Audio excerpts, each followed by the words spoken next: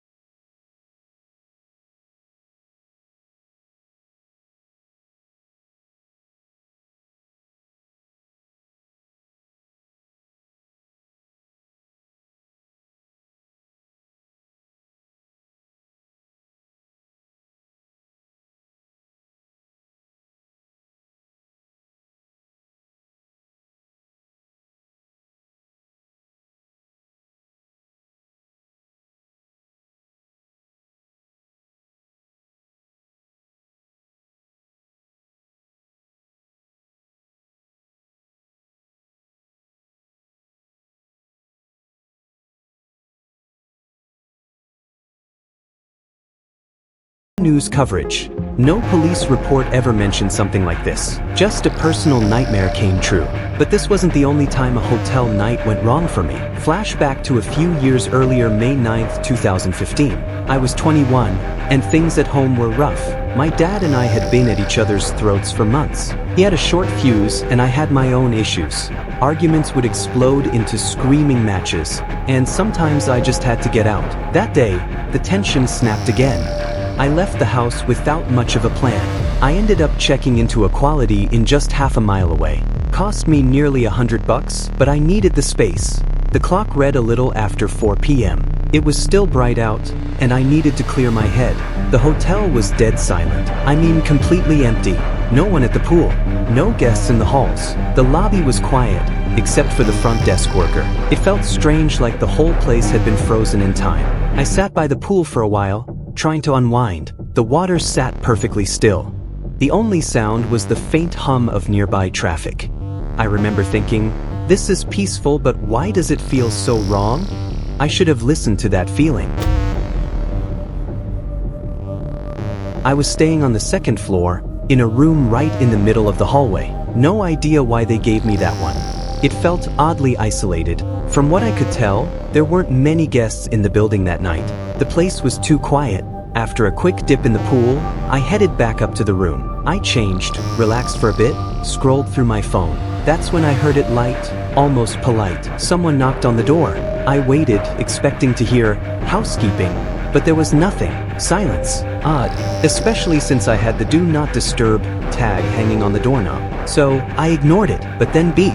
The door lock clicked. My heart skipped. I sat up, tense. Slowly, I heard the door creak open. I couldn't see who it was. There was a wall blocking my view from the bed to the entryway. I called out, nervously, no thanks, I don't need anything. No reply. Just a pause.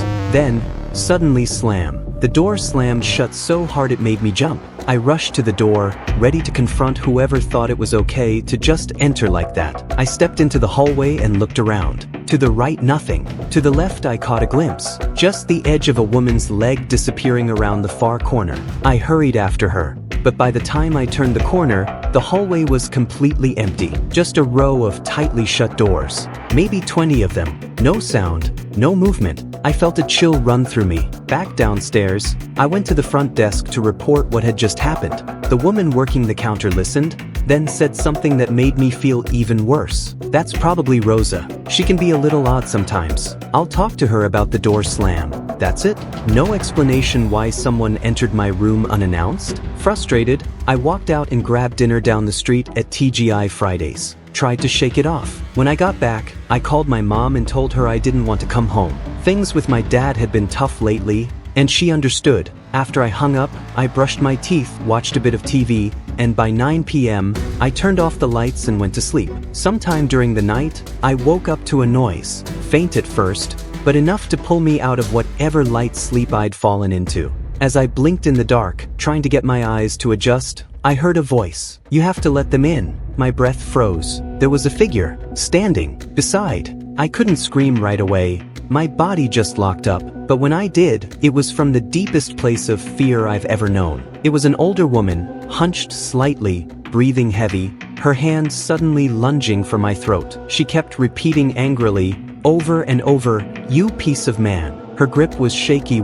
I managed to shove her off me and bolt for the door. She followed, muttering behind me, but stopped as I flung the door open and sprinted into the hallway. I ran straight to the front desk, still in my socks, still shaking. The woman working the same desk as before looked startled. Then she admitted something I'll never forget.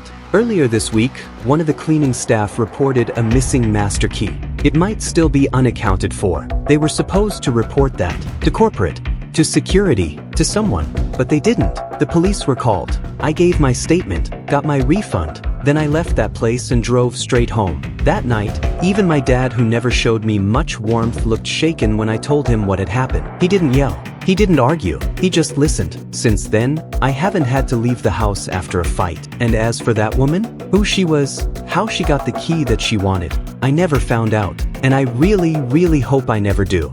That was another true story. If you're still watching, you're one of the brave ones. Most don't make it this far. Subscribe to Horror Stories and hit the bell because the next horror stories drop soon. Stay scared. Stay safe. We'll see you in the dark.